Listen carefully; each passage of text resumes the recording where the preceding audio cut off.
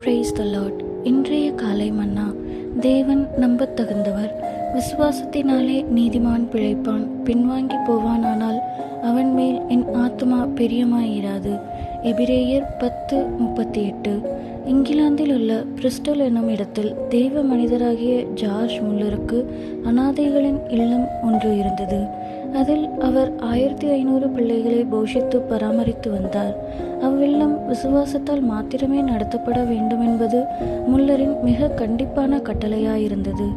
யாரிடமும் பண உதவியை கேட்கக்கூடாது என்றும், மறைமுகமாக கூட தங்களது பண சம்பந்தமான தேவைகளை ஒருவருக்கும் வெளிப்படுத்தக்கூடாது என்றும் அவர் தன்னிடம் அங்கு பணிபுரிவோருக்கு கற்பித்திருந்தார்.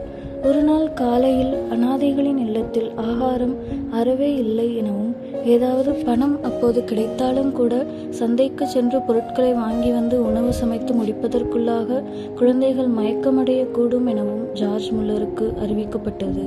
அவர் ஜெபித்துவிட்டு குழந்தைகளை வழக்கம் போல ஆகாரத்திற்கென வரிசையில் அமரச் செய்யும்படியாகவும், சாப்பிடும் தட்டுகளை அவர்களுக்கு விநியோகிக்கும்படியாகவும் தனது பணியாட்களிடம் கூறினார். பின்பு தேவன் அளித்த உணவுக்காக அவரை ஸ்தோத்தரிக்கும்படி பிள்ளைகளுக்கு கூறப்பட்டது. விடுதியில் ஆகாரம் இல்லாத நெருக்கடியான சூழ்நிலையை அறிந்திராத அப்பிள்ளைகள் உற்சாகமாக தேவனை ஸ்தோத்தரிக்கலாயினர். அந்த க்ஷணப்பொழுதுதானே அனாதைகளின் இல்லத்தின் கதவை ஒருவர் தட்டி, அது ஜார்ஜ் முல்லர் அவர்களின் அனாதைகளின் இல்லந்தானா என வினவினார். உணவு பதார்த்தங்களால் நிறைந்த பாத்திரங்களை சுமந்து வந்த குதிரை வண்டி ஒன்று வாசலில் நின்று கொண்டிருந்தது. அவ்வுணவு பதார்த்தங்களை எங்கே இறக்கி வைப்பது என அம்மனிதன் கேட்டார். அவற்றை எங்கும் இறக்கி வைக்க வேண்டாம் என்றும், நேரடியாகவே அவற்றை பிள்ளைகளுக்கு பரிமாற வேண்டுமென்றும் ஜார்ஜ் முல்லர் தன் பணியாட்களிடம் கூறினார். அன்று அது அவர்களுக்கு மிக அருமையான அருஞ்சுவையான விருந்தாக அமைந்தது.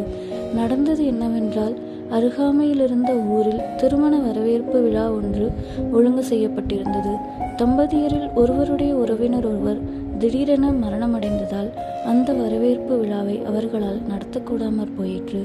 சமைத்த உணவை என்ன செய்வதென எண்ணி அவர்கள் திகைத்து கொண்டிருந்த போது, ஜார்ஜ் முல்லரின் அனாதை இல்லத்தை குறித்து அறிந்திருந்த ஒருவர் அவ்வுணவை அங்கு அனுப்பி வைக்குமாறு ஆலோசனை கூறினார். தேவன் நம்பத்தகுந்தவர் என்பதை உலகிற்கு நிரூபிக்கவே விசுவாசத்தால் குழந்தைகளை போஷித்து பராமரிப்பதற்கான சகல பிரயாசங்களையும் தான் மேற்கொண்டிருப்பதாக ஜார்ஜ் முல்லர் ஒருமுறை கூறினார். அன்பான நண்பரே, உமது அனைத்து தேவைகளுக்காகவும் கர்த்தரில் நம்பிக்கை வைப்பதற்கு நீர் கற்றுக்கொண்டிருக்கிறீரா? மனுஷனை நம்புவதை பார்க்கிலும் கர்த்தர் பேரில் பற்றுதலாயிருப்பதே நலம். சங்கீதம் 118:8 என்பதே வேதாகமத்தின் மைய பகுதியில் உள்ள வசனமாகும். நீர் தேவனுடைய சித்தத்தின் மையத்தில் இருக்க விரும்பினால் தேவனுடைய வார்த்தையின் மையத்திற்கு செல்லுவீராக. ஆமென்.